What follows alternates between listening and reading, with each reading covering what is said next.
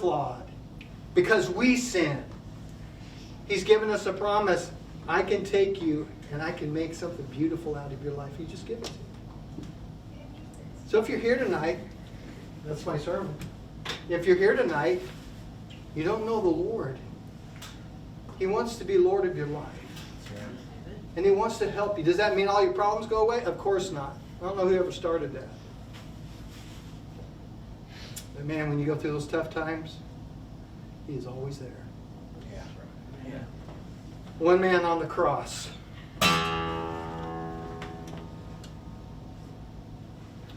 He was meant to be there. There were two, one on either side.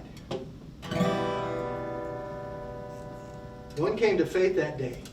And I find it interesting, Jesus didn't say, I'm going to take you down off the cross and baptize you, then you could be saved. He didn't say that. That's what somebody's theology.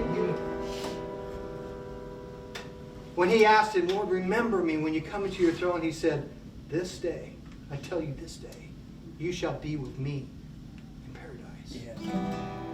Wow, what hope. Think about this.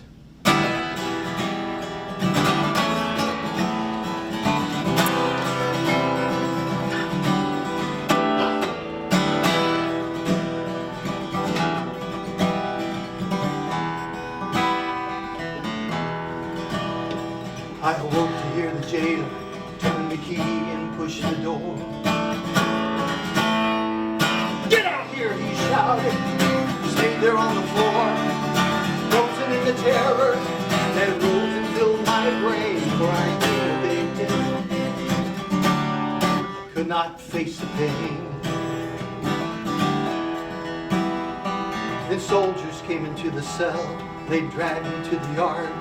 They threw me down before a cross and knocked the wood down hard. Carry it, they shouted as I struggled to my feet. I put my shoulder under it. I dragged it through the streets. I stumbled through the wall of screams as they drove me through the gate. And thinking that thousands lined the streets, the voices still remain.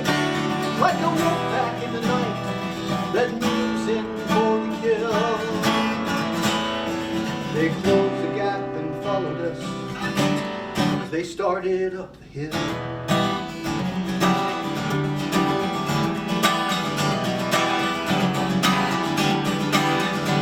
And it seemed I barely reached the top when they grabbed me from behind. They threw the cross down under me. They tied the ropes in mine. The arms close to the beams as they nailed my feet and hands. Then they raised the cross up in the air. Dropped it in its stand.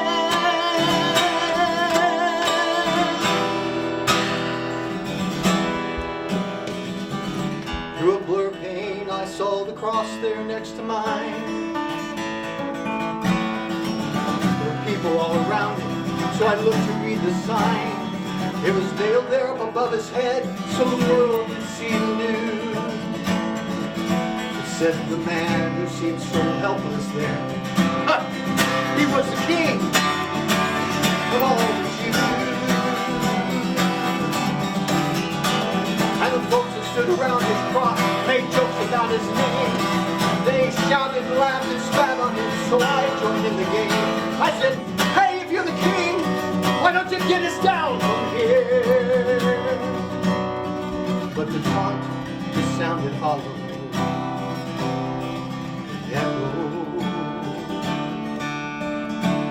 My ear, cause he looked at me with eyes that seemed to reach into my heart. Shone the light on all my life, tore my life apart. There was more that lay behind that gaze, simply blood and clay.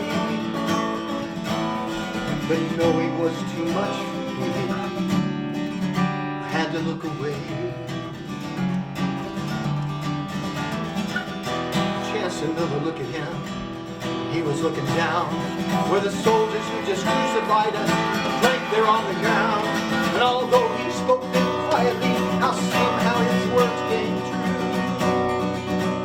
He said, Father, please forgive them. They don't don't know what they do. As if they heard him speaking, the crowd began to roar, with the frenzy by the priest who'd urged them on to more.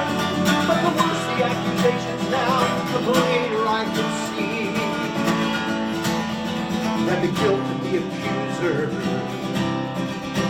not the one there next to me. Another look at him, he was looking down. The soldiers just as crucified him, drank their only crown. And although he spoke quietly, somehow his word came through, said, Father, please forgive them, don't know what they do. But then the man upon the other cross began to curse and swear, and his voice was filled with venom as he hurled him through the air with all the horror that was in him, that had laid his one life to waste. Came out in every syllable, he flung in Jesus' face, but Jesus only looked at him. Something rose inside of me, in spite of all the watchers there. They couldn't be denied. His righteousness and innocence came shining bright and strong. I just couldn't keep my silence as that cursing still went on. I cried out, don't you fear the wrath of God, even at the end? You'll curse us both into the pit. Is that what you intend? We're only getting what we're due. We've sinned our whole lives long. But don't you talk to him that way. He's done nothing wrong.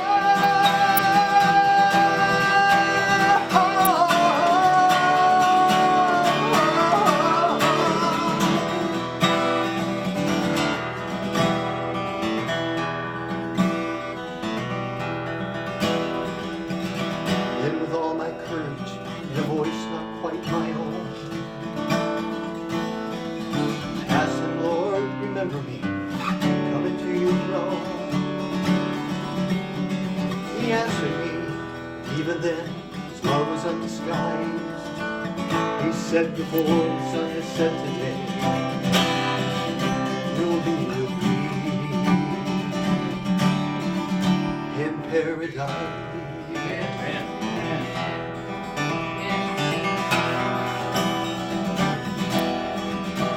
Now the curses did not stop, even when the sunlight ceased. But somehow in the midst of it, my soul had been released. Though the agony continued, it was still too small a price to be allowed to hear those words and to die beside the Christ.